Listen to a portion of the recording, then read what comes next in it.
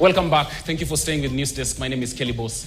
I'm here for Business at One, and I'll start with looking inside the Bold Tuesday Standard newspaper, where we have the Financial Standard, which is a pullout on the Standard on Tuesdays, which today is talking about the making of a national power crisis. That is what we are talking about today. Good reporting there by Macharia Kamau. It's talking about the demand of power in Kenya that is rising ever rising versus the supply that is not shrinking, yes, but a bit of that supply of electricity comes from variable renewable sources such as wind, solar, and stuff like those. So if the supply is nearly the same as the demand, and yet some of them is variable, that's where the problem comes. That's a reporting by Macharia Kamau, how Kenya teeters in the brink of power crisis as demand hits new high.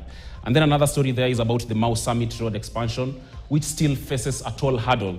This is where, when you go, if you have attempted to go to Nakuru in the past month, you have experienced something, traffic, and it's, grilling traffic in between Nakuru and Nairobi, especially if you use Maimahio. And that is a problem right there. The solution is Mau Summit Road, which is an expansion. And what they're saying is, they could use private partnership, arrangement to fund this and put a toll station on the road. But what people are arguing is that why would you put a toll station on a road meant for Kenyans who pay taxes anyway? So the government should find a solution on how to expand that without that. And then a good story there, which I think stands out in this Financial Standard, is the banking story on how low interest regime shrunk banks' half-year interest income. This is a situation where banks have been forced by the Central Bank of Kenya to reduce the interest, the borrowing interest rates. And so the lower it goes, even recently we reported maybe 2 weeks ago on it going from 9.75% to 9.5%, which is really low. And banks now would look at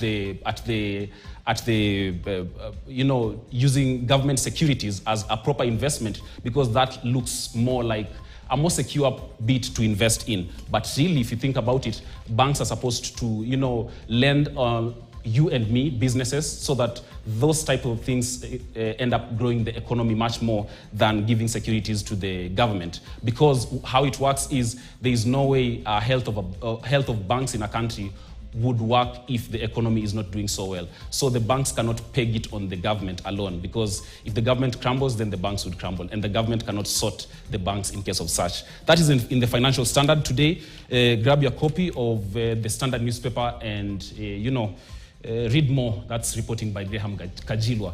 But let's talk financial results, where Old Mutual Holdings has posted a profit before tax of 380 million shillings